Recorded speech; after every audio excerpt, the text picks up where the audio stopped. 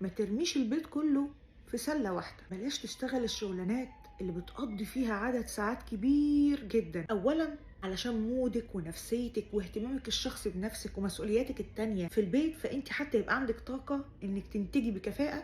ثانيا علشان يكون في وقت كده لحاجة بقى انت بتحبيها ايا كان ايه هي، او حتى شغلانة تانية، بحيث والله حصل الظرف وهوبا ادوكي الصابونة ما تبقيش قاعدة كده مش عارفة تعملي ايه ولا تشتغلي ايه. كده كده يكون عندك حاجة تاني انت اوريدي بادئة فيها او بتعمليها يقدر يجيلك منها مصدر دخل تاني لحد ما تلاقي شغلانة غيرها. رابع حاجة، الشكل مهم. مهما حاولنا نختلف او نتفق، اول حاجه كده كده الناس بتشوفها اكيد مش طبعك، هو شكلك، وهو ده اللي بيديهم الانطباع عنك. حاولي قدر الامكان انك تكوني مهندمه، انت ولا رايحه خروجه ولا رايحه فرح، وفي نفس الوقت ما تبقيش كانك مكبوبه من على السرير عليهم على طول. استثمري في نفسك، في شكلك، في جسمك، في تعليمك، في ستايلك. طوري من نفسك باستمرار، صدقيني ده هيرفع من ثقتك جدا. واللي انت بتتعبي فيه على نفسك دلوقتي بكره يجيلك عليه فلوس، بعدين بكره يجيلك شغلانات اريح بفلوس اكتر. تعرفي تقدري نفسك صح وتتمنيها، هتقبلي على نفسك شغلانات وشغلانات تانية هتقولي لا